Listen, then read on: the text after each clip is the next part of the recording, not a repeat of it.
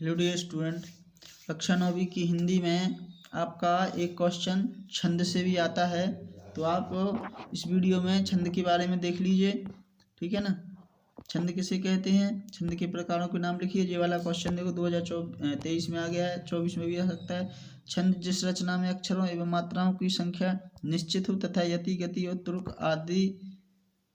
तुक आदि का ख्याल रखा जाए उसे क्या बोलते हैं, छंद बोलते हैं। छंद दो प्रकार के होते हैं, मात्रिक छंद, वर्णित छंद। वर्णित छंद मतलब जिसमें वर्णों की गणना के आधार पर की जाती है, उन्हें वर्णित छंद कहते हैं।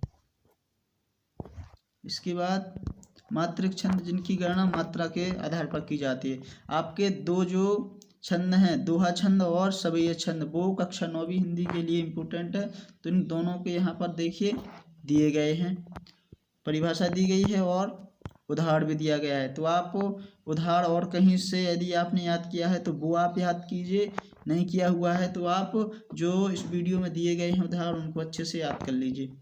तो क्वेश्चन कैसा आएगा आपका, दोहा छंद के लक्षण उदाहरण सहित लिखिए, या दोहा छंद की परिभाषा उदाहरण सहित लिखिए। दोहा छंद के प्रत्येक चरण में कितनी कितनी मात्राएं होती हैं, तो ये देखिए दोहा की परिभाषा आपको।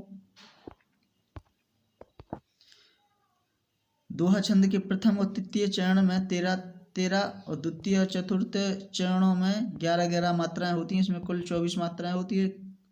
इसके सम चरणों के अंत में तगड़ तथा जगड़ का होना जरूरी है, ठीक है ना। तो ये आप उदाहरण याद कर लीजिए, आपको ये समझाने की जरूरत नहीं है कि कितनी मात्राएं कहाँ से बनी हुई हैं, ठीक है। तो ये आप सीधा उदाहरण इसका याद कर लीजिए।